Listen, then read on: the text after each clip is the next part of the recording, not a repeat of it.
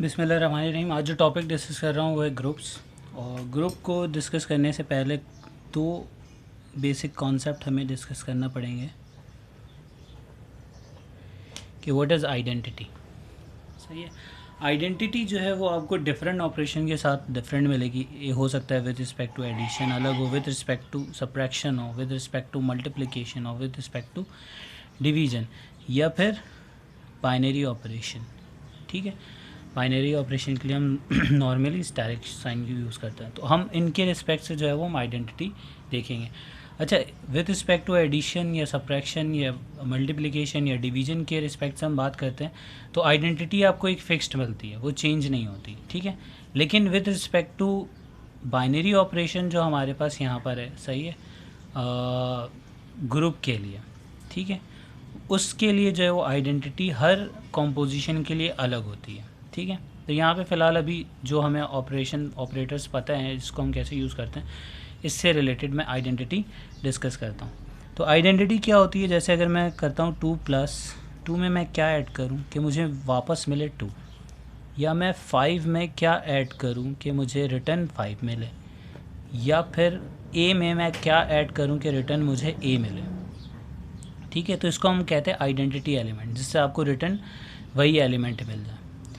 तो मुझे पता है 0 0 और यहाँ पे क्या आएगा 0, तो इसको हम कहते हैं identity element with respect to addition.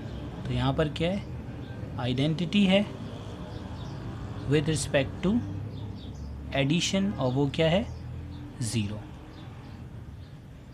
ठीक है, अब इसी तरीके से अगर मैं यहाँ पर अगर विद रिस्पेक्ट टू एडिशन मैंने देख लिया, अब मैं यहाँ पर अगर विद रिस्पेक्ट टू मल्टीप्लिकेशन में बात करता हूँ तो मैं करूँगा कि भाई मैं 2 को किससे मल्टीप्लाई करूँ कि मुझे मिले 2, या फिर मैं 5 को किससे मल्टीप्लाई करूँ कि मुझे मिले 5, या मैं a को किससे मल्टीप्लाई करूँ कि मुझे मिले a।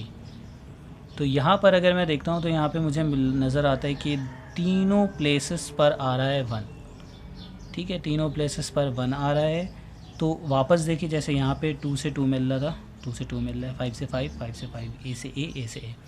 ठीक है, तो यहाँ पर क्या है, यहाँ पर अगर मैं देखता हूँ कि मेरे पास जो आइडेंटिटी है विथ रिस्पेक्ट टू मल्टीप्लिकेशन वो है मेरे पास 1। ठीक है, तो ये चीज़ तो हो गई यहाँ पर कि आइडेंटिटी क्या है। अब डिस्कस कर लेते हैं कि इन्वर्स क्या होता है। तो इन्वर्स डिस्कस कर लेते हैं। अच्छा, इन्वर्स जो है वो एक ही नहीं होता, डिफरेंट एलिमेंट का डिफरेंट इन्वर्स मिलता है। बस इन्वर्स कौन सा एलिमेंट होता है कि भाई मैं 2 में क्या ऐड करूं कि मुझे मिले आइडेंटिटी।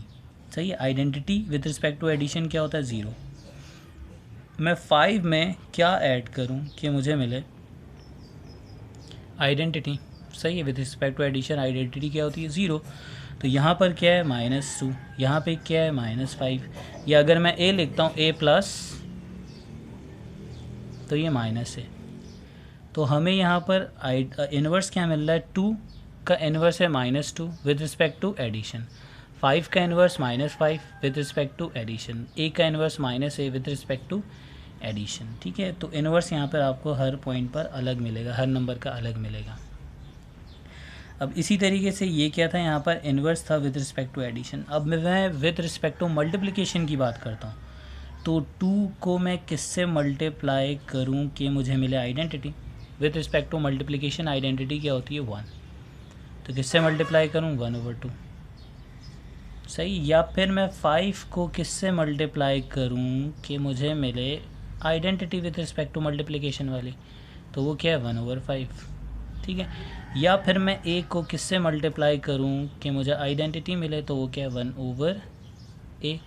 तो यहाँ पर 2 का इन्वर्स जो है वो क्या है 1/2 विद रिस्पेक्ट टू मल्टीप्लिकेशन, 5 का inverse 1/5 with respect to multiplication, a का inverse 1/a with respect to multiplication. ठीक है, तो ये कुछ बेसिक कॉन्सेप्ट है मल्टीप्लिकेशन के और एडिशन के, आइडेंटिटी और इन्वर्स के।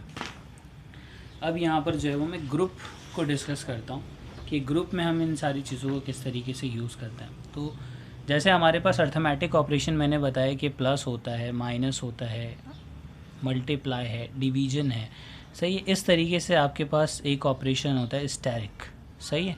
इसको डिफरेंट तरीके से आप शो कर सकते हैं, इस बाइनरी ऑपरेशन को डिफरेंट तरीके से शो करते हैं, लेकिन ये रिप्रेजेंट कर रहा होता है ग्रुप को, ठीक है। अब ग्रुप को ये रिप्रेजेंट कर रहा होता है तो इसमें कोई ना कोई कॉम्पोजिशन गिवन होती है। जैसे आपके पास गिवन है यहाँ पर for example a asterisk b equals to, यहाँ पे इन्होंने दे दिया है कि ये इक्वल है टू ए बी के, ठीक है। ये आपको जो है वो एक कॉम्पोजिशन इन्होंने दे दी।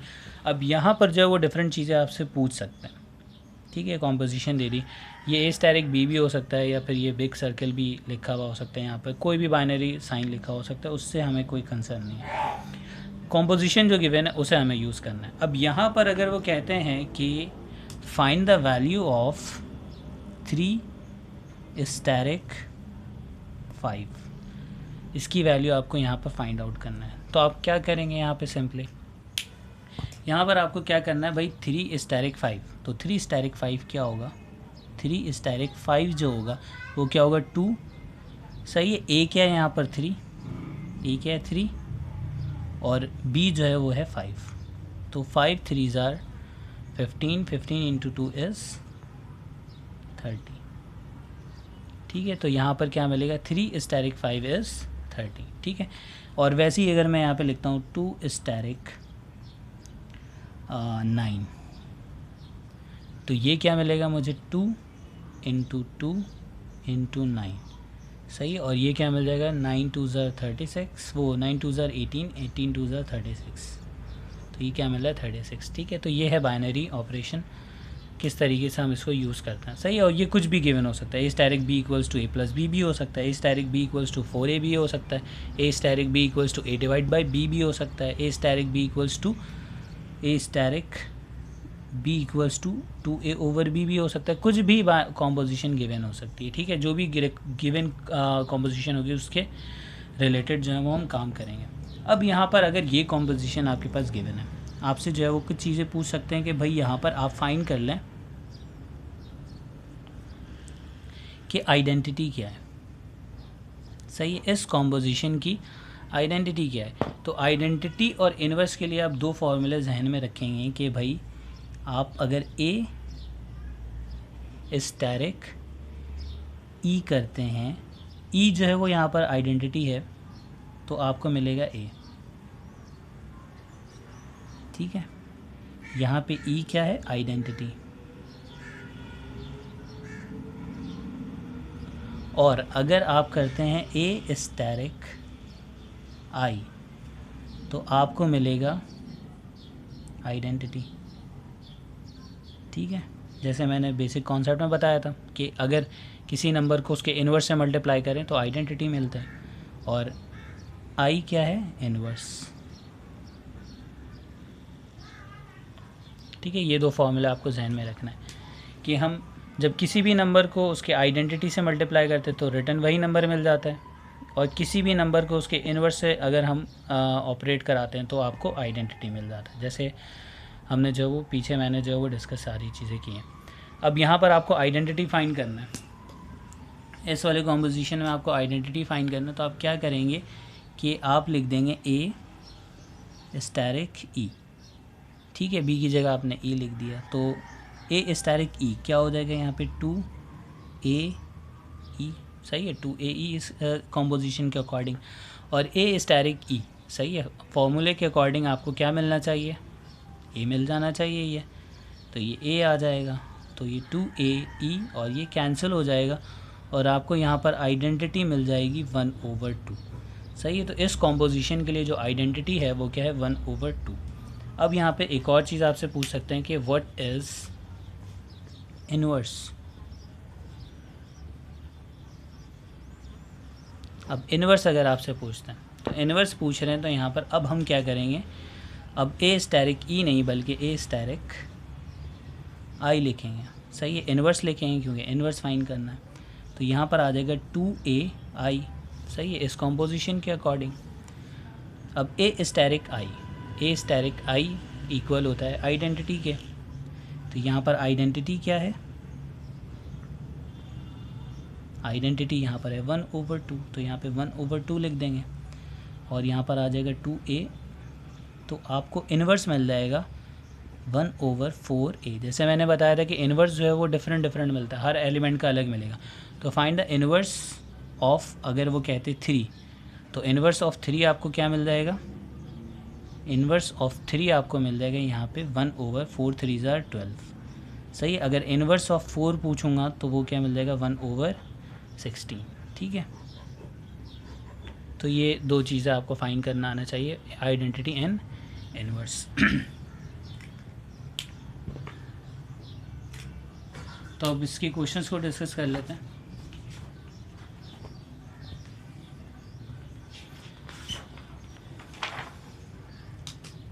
क्वेश्चन नंबर 1, यहाँ पर जो है वो आपको फाइंड करना है, ये है ऑपरेशन गिवन है, यहाँ पे कोई भी ऑपरेशन गिवन हो सकता है, उससे कोई कंसर्न नहीं है। ये इक्वल है a² + b² के, और यहाँ पर आपको फाइंड करना है आइडेंटिटी। इट मीन्स आपको क्या फाइंड करना है, e। ठीक है, और आपको जहन में फार्मूले, जो दो फार्मूले आपको रखने हैं वो लिखने हैं, a asterisk e is a and a asterisk i is e। सही है। e जो है वो आइडेंटिटी है और i जो है वो इन्वर्स है। अब यहाँ पर आपको जो है वो आइडेंटिटी फाइंड करना, तो मैं क्या करूँगा, यहाँ पर जस्ट a मैं यहाँ पे लिख दूँगा, मैं स्टैरिक बना देता हूँ ताकि आसानी हो। a स्टैरिक e = क्या आ जाएगा यहाँ पर, a² + e²। ठीक है, और a स्टैरिक e जो है वो a आ जाएगा, तो यहाँ पर a² + e²। अब मुझे e फाइंड करना है तो स्क्वायरिंग करूँगा, तो a² = a² + e², a² cancel, e² = 0, तो e भी = 0। ठीक है, तो ये मुझे मिल गई यहाँ पर आइडेंटिटी इसकी। ठीक है, option B.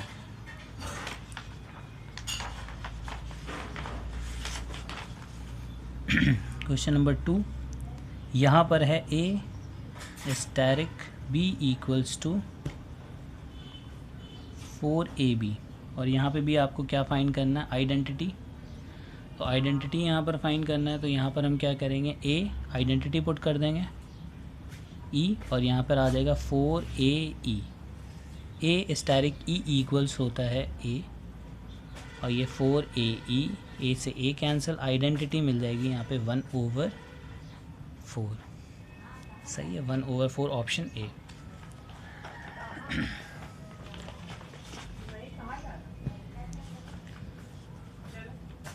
Question number 3, a asterisk b = ab। यहाँ पे भी आपको आइडेंटिटी फाइंड करना है, तो यहाँ पे भी हम क्या लिखेंगे, a asterisk e = ae, a asterisk e = a, ये ae, और यहाँ पर आपको आइडेंटिटी मिल जाएगा 1।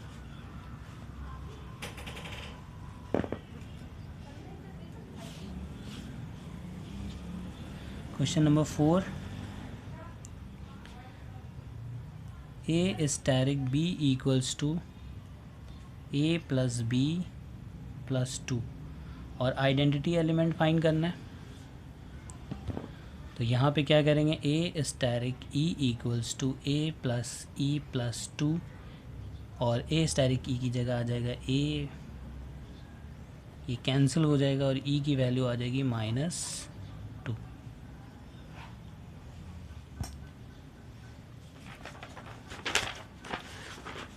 क्वेश्चन नंबर 5, यहाँ पर a स्टैरिक b = ab/2, और आपको आइडेंटिटी एलिमेंट फाइंड करना है, तो यहाँ पर आ जाएगा a asterisk e = ae/2, a asterisk e is a, ae/2, a से a कैंसिल, आइडेंटिटी मिल जाएगा 2, ऑप्शन बी।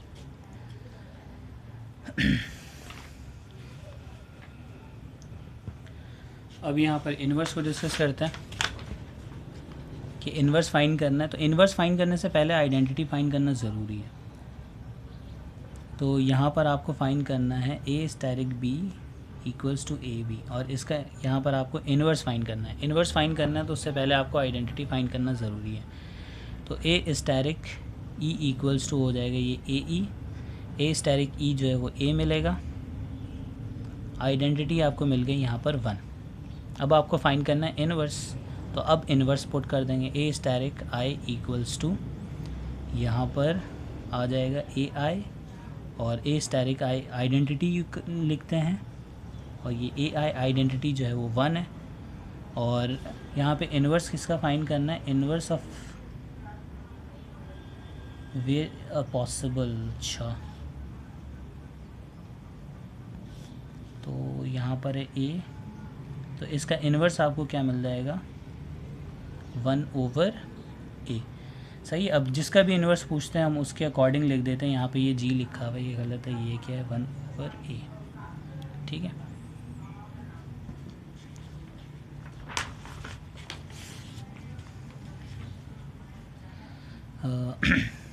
ये वाला क्वेश्चन डिस्कस करता हूँ, फिर उसके बाद जो भी इन्वर्स की क्वेश्चन है वो आप कर लेंगे। Question number 7।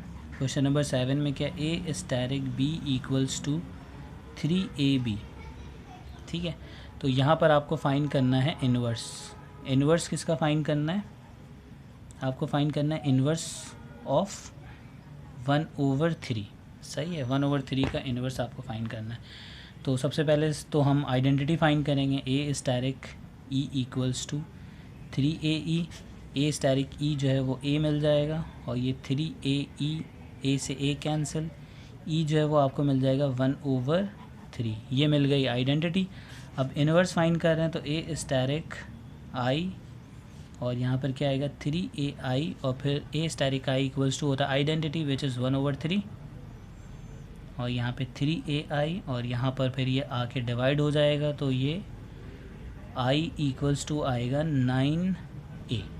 सही है। और किसका हमें फाइंड करना है, 1/3 का फाइंड करना है, तो यहाँ पे 1/3 पुट कर देंगे, तो 9 into 1/3 which is 1/3। 1/3 option A. ठीक है, इसके रिमेनिंग क्वेश्चंस कर लेंगे आप लोग।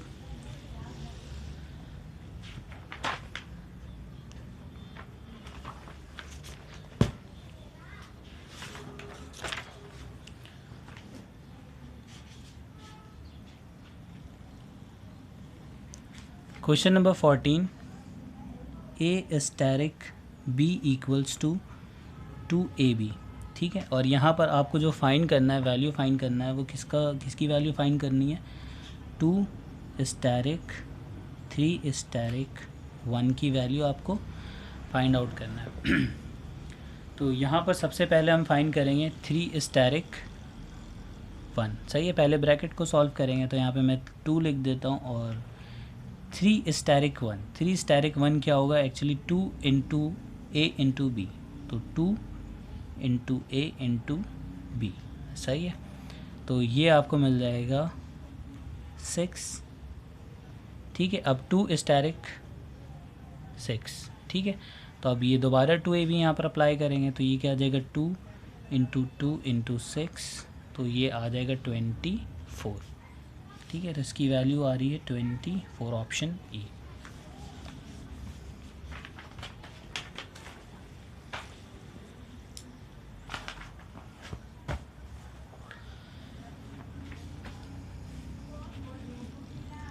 क्वेश्चन नंबर 13, यहाँ पर जो है वो आपके पास जो ऑपरेशन गिवन है, सही है, बिग सर्किल गिवन है, उससे कोई फ़र्क नहीं पड़ता, बिग सर्किल हो, स्टेरिक हो, कुछ भी हो। तो यहाँ पे ये ऑपरेशन गिवन है, और आपको बताना है कि वैल्यू ऑफ ए क्या होगी, द वैल्यू ऑफ ए की वैल्यू आपको बतानी है कब, अगर 2 big circle a equals to a big circle 3। ठीक है, ये स्टेरिक की तरह ही है, इसमें कोई ज़्यादा कन्फ्यूजन वाली बात नहीं है। तो ये कंडीशन आपके पास गिवन है कि ये दोनों क्या होंगे, इक्वल होंगे। तो 2 स्टैरिक ए की वैल्यू जब फाइंड कर रहे हैं तो क्या होगा, इसके अकॉर्डिंग 2 स्टैरिक ए की वैल्यू क्या आएगी, 2x और फिर प्लस y। तो क्या लिखेंगे 2, और x क्या है यहाँ पर 2, और y क्या है a, x और y, ये x और ये y। तो x की जगह लिखेंगे 2 प्लस y की जगह लिखेंगे a। ठीक है, इसको मैंने लिख दिया इक्वल टू दिस। यहाँ पर x a है और y 3 है, तो क्या लिखेंगे 2 और x की जगह लिखेंगे a प्लस y की जगह लिखेंगे 3। इसको सॉल्व कर देंगे 4 + a 2a + 3 और यहाँ पर आ जाएगा a = 4 - 3 = 1, तो a की वैल्यू मिल जाएगी 1।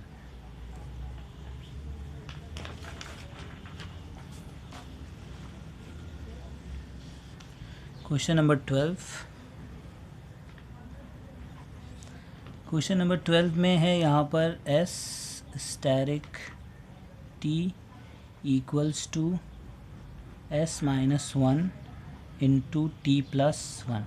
ठीक है, ये कंडीशन गिवन है और यहाँ पर आपको बताना है कि if -2 स्टैरिक x = है -12, then find the value of x। तो यहाँ पर -2 स्टैरिक x = क्या है, -12 है, तो -2 स्टैरिक x किसके इक्वल होगा भाई, ये पूरा किसके इक्वल है, s - 1 × t + 1। ठीक है, s × t, तो यहाँ पर s जो है वो 2 है और t जो है वो x है। ठीक है, क्या है यहाँ पर s 2 है और t x है, तो आप लिखना है s - 1, तो s है -2 और फिर -1। ठीक है, फिर उसके बाद t + 1, t क्या है यहाँ पर x है, तो x + 1।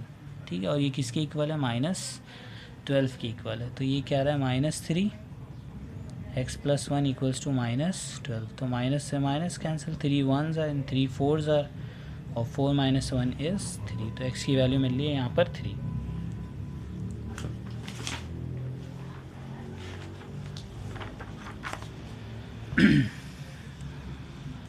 यहाँ पर जो है वो मल्टीप्लिकेशन टेबल को अब डिस्कस कर लेते हैं कि मल्टीप्लिकेशन टेबल यहाँ पे गिवन है, सही है, ये है ग्रुप, सही है। अच्छा, मल्टीप्लिकेशन टेबल में आपको इस ग्रुप की ही एलिमेंट्स मिलेंगे, अगर ग्रुप के एलिमेंट नहीं मिल रहे तो ये मल्टीप्लिकेशन टेबल बनना पॉसिबल नहीं है। जैसे यहाँ पर जो है वो 1 है, -1 है, i है और -i, तो देखिए यहाँ पे मल्टीप्लिकेशन टेबल में यही सारे एलिमेंट आपको नज़र आएंगे, इसके अलावा कोई एलिमेंट नज़र नहीं आएगा। तो आप करते इसमें क्या है कि ये जो आपके पास एलिमेंट्स है इसको लिख लेते हैं आप, सही है, रॉ में और कॉलम में इस तरीके से। तो ये क्या है 1 - 1 - i - 1 -1 i और -i, यहाँ पे भी लिखेंगे 1 - 1 i और -i। अब यहाँ पे हम टेबल कैसे बनाते हैं, यहाँ पे बना हुआ है स्टैरिक। ठीक है, तो अब क्या कहते हैं 1 स्टैरिक 1, सही, और यहाँ पे क्या है सिंपल मल्टीप्लिकेशन है, तो ये जो आपके पास बाइनरी ऑपरेशन है वो सिर्फ मल्टीप्लिकेशन है, मल्टीप्लाई, तो 1 × 1 1 आता है, सही है, 1 × -1 -1 मिलता है, 1 × i मिलेगा, 1 × -i मिलेगा। फिर सेकंड पर आ जाते हैं, -1 × 1, सही, -1 को अगर -1 से मल्टीप्लाई करेंगे, -1 को अगर 1 से मल्टीप्लाई करेंगे -1 को अगर -1 से मल्टीप्लाई करेंगे तो 1, -1 को i से मल्टीप्लाई करेंगे -i। ठीक है, तो ये पूरा टेबल बना हुआ है, आपको बताना है कि यहाँ पर और यहाँ पर क्या आएगा, तो आप क्या करेंगे -i × -1, तो क्या होगा माइनस प्लस और i × 1 = i, तो यहाँ पर आ जाएगा i, और यहाँ पर क्या है -i × i, तो मिल रहा है यहाँ पर एक्चुअली -i² मिलेगा और इसकी वैल्यू बन जाएगी 1। ठीक है, तो यहाँ पर क्या आएगा i और यहाँ पे क्या आएगा 1, तो i, 1 इज़ ऑप्शन बी। 16 देख लें। अब 16 में आपको क्या करना है, यहाँ पर 1 × 1, 1 स्टैरिक 1 क्या मिल रहा है 1 × omega 1 × omega square omega × 1 omega मिल रहा है, omega × omega square, omega × omega cube, वो ओमेगा स्क्वायर ओमेगा क्यूब बन जाएगा, और ओमेगा क्यूब क्या होता है 1। इन दो प्लेसेस का बताना है, तो omega square × 1 is omega square और omega square × omega is omega cube मिलेगा यहाँ पर, और ओमेगा क्यूब = 1, तो क्या मिलेगा ओमेगा स्क्वायर n 1। तो omega square n1 is option C. Question number 18। Question number 18 में जो है यहाँ पर आपको कॉम्पोजिशन गिवन है, ठीक है, a asterisk b equals to ए। सही है, इसका मतलब क्या है कि अगर मैं 2 स्टैरिक 7 करूँगा तो आपको मिलेगा 2। सही है, पहला वाला एलिमेंट मिल जाएगा। अगर मैं यहाँ पे लिखता हूँ 5 स्टैरिक 10 तो आपको क्या मिलेगा 5, ठीक है, ये वाला एलिमेंट मिल जाएगा सिंपली। तो इसके अकॉर्डिंग फिर आपको यहाँ पे जो है वो सिंपल मल्टीप्लिकेशन नहीं बल्कि कॉम्पोजिशन गिवन है, उसके अकॉर्डिंग आपको टेबल बनाना है। तो 0 स्टैरिक 0 0 मिलेगा, 0 स्टैरिक 1 भी 0 मिलेगा, 0 स्टैरिक 2 भी 0 मिलेगा, ठीक है। 1 स्टैरिक 0 इज़ 1 मिलना चाहिए था, पहला वाला एलिमेंट मिलता है। सही है, तो ये 0 0 0 होना चाहिए था, ये 1 1 1 होना चाहिए था, ये 2 2 होना चाहिए था, ये 3 3 होना चाहिए। सही है, 3 asterisk 1 is 3, 3 asterisk 2 is 3, 3 asterisk 3 is 3। सही है, तो यहाँ पे देख लेते हैं, ये 0 0 0, फिर ये 1 1 1, ये 2 2 2, तो ऑप्शन सी। अच्छा, क्वेश्चन नंबर 19।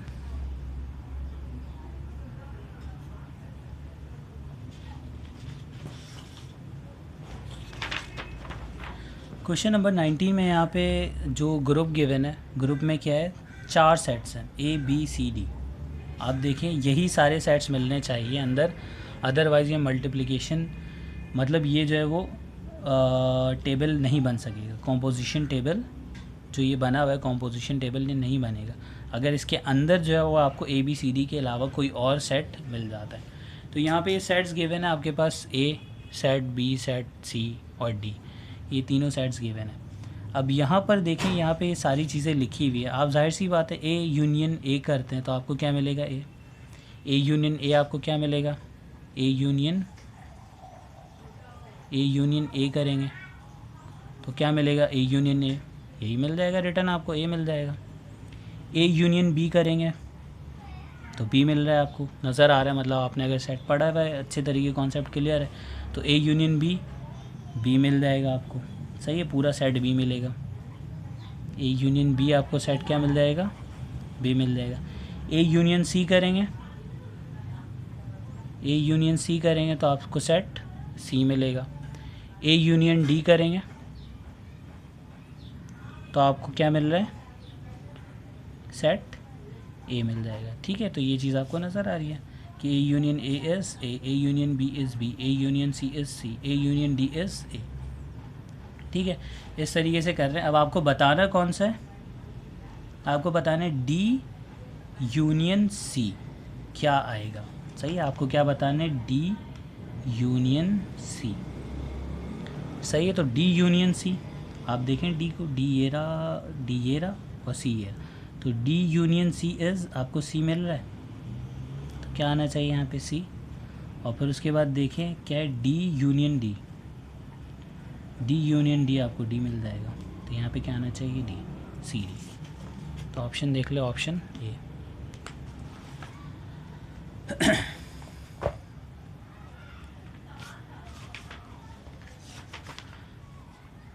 क्वेश्चन नंबर 20 में ये आपको बताना है कि स्टेटमेंट ट्रू है या नहीं है, यूनियन इज़ बाइनरी ऑपरेशन है या नहीं है, इंटरसेक्शन इज़ बाइनरी ऑपरेशन है या नहीं है। सही है, इंटरसेक्शन बाइनरी ऑपरेशन है या नहीं है। ठीक है, तो ये बताना है आपको कि एक्चुअली यहाँ पे ये बताना है कि भाई कौन सा बाइनरी ऑपरेशन है और कौन सा बाइनरी ऑपरेशन नहीं है। तो अगर आप यूनियन को चेक करते हैं, मैं यहाँ पे यूनियन को चेक कर लेता हूँ कि भाई वो बाइनरी ऑपरेशन बनेगा नहीं बनेगा। ए यूनियन ए तो आपको पता है वो तो ए मिलेगा, इसमें तो कोई कन्फ्यूजन ही नहीं है। A union b, a union b अगर आप करते हैं तो आपको ए यूनियन बी क्या मिल रहा है, ए बी सी। सही है, ए बी सी मिल रहा है। सही, ए बी सी क्या एक्चुअली सी है। सही है, तो मतलब ये भी कुछ ना कुछ मिल रहा है। फिर ए यूनियन सी अगर करते हैं आप, ए यूनियन सी, तो ए यूनियन सी आपको डायरेक्ट सी मिल रहा है। ठीक है, और फिर ए यूनियन डी करते हैं। सही है, ए यूनियन डी करेंगे तो आपको मिल जाएगा ए। सही है, तो ए यूनियन ए मिल रहा है, ए यूनियन बी सी मिल रहा है, ए यूनियन सी मिल रहा है, ए यूनियन डी ए मिल रहा है, मतलब इसी सेट्स के एलिमेंट मिल रहे हैं, मतलब यू जो है वो बाइनरी ऑपरेशन है। ठीक है, यहाँ पे बाइनरी ऑपरेशन करेगा ऑन एस। सही है, ग्रुप का जो है वो बाइनरी ऑपरेशन यूनियन है। अब इंटरसेक्शन यहाँ पर चेक कर लेते हैं। इंटरसेक्शन अगर हम चेक करते हैं तो ए इंटरसेक्शन ए आपको ई मिलेगा, इसमें कोई कन्फ्यूजन नहीं है।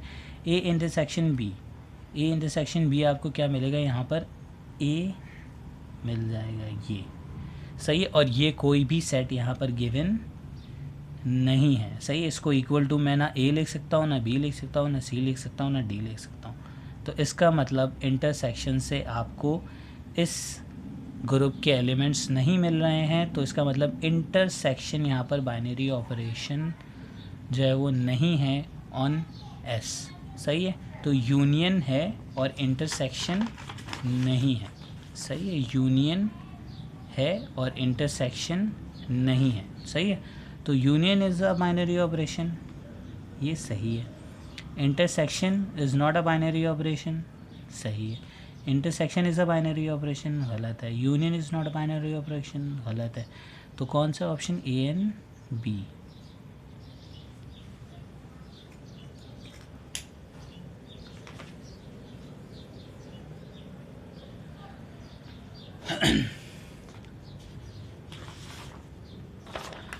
अच्छा, जो दो यहाँ पर जो है वो हमारे सारे टॉपिक कंप्लीट हैं और दो टॉपिक रहते हैं, प्लेन ज्योमेट्री और लॉग, सही है। तो लॉग मैं नहीं करवाऊँगा, जो पूरा लॉग के जितने भी क्वेश्चंस हैं उस तरह के क्वेश्चंस यहाँ पर नहीं आते हैं, सही है। हमारे बोर्ड में इवन के नस्ट में भी तकरीबन इस तरह के क्वेश्चंस नहीं आ रहे होते हैं। तो लॉग में आपको सिर्फ कुछ बेसिक लॉज आपको पता होने चाहिए, सही है। वो कौन कौन से लॉज हैं कि भाई log a इंटू बी होता है तो वो होता है log a plus log b, ठीक है। या फिर अगर log a divide by b होता है तो वो होता है log a minus log b, और log a raise to n है तो वो होता है n log a, ठीक है। ये कुछ लॉज हैं जो आपको पता होने चाहिए, तो फिर आप इजीली ये कर सकते हैं। अब ये मिक्सअप भी हो सकता है, ये हो सकता है लिखा हुआ इस तरीके से हो कि a के ऊपर पावर x है, b के ऊपर पावर y है, डिवाइड है, फिर उसके बाद c के ऊपर पावर z है, फिर d के ऊपर पावर p है। ये इस तरीके से अगर लिखा हुआ है तो आप इसको जब एक्सपेंड कर रहे होंगे तो न्यूमरेटर वाला प्लस होगा, डिनोमिनेटर वाला माइनस होगा, और इसको क्या लिखेंगे, और पावर जो है वो बेस बन जाएगी। तो क्या लिखेंगे, x log a, फिर प्लस y log b, फिर माइनस z log c, फिर माइनस p log d, ठीक है। सिर्फ ये ध्यान में रखना है, न्यूमरेटर वाला पॉजिटिव, डिनोमिनेटर वाला नेगेटिव, और इस तरीके से इसको आप एक्सपेंड कर दो। तो बस यही बेसिक कॉन्सेप्ट लॉग का पता होना चाहिए, और इससे आगे जो है वो ज़रूरत नहीं है। और जो यहाँ पर प्लेन ज्योमेट्री है, प्लेन ज्योमेट्री को करने के बजाय आपको करना ये है कि कुछ और टॉपिक्स हैं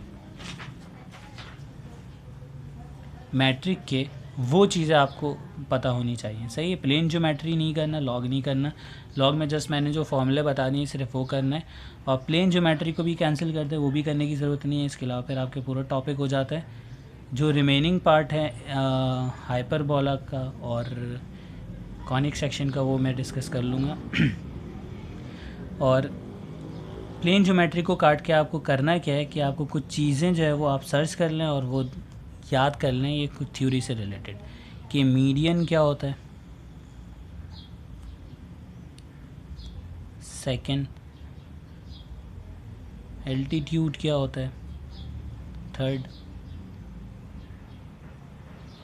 सेंट्रॉइड क्या है, फोर्थ ऑर्थो सेंटर क्या होता है, फिफ्थ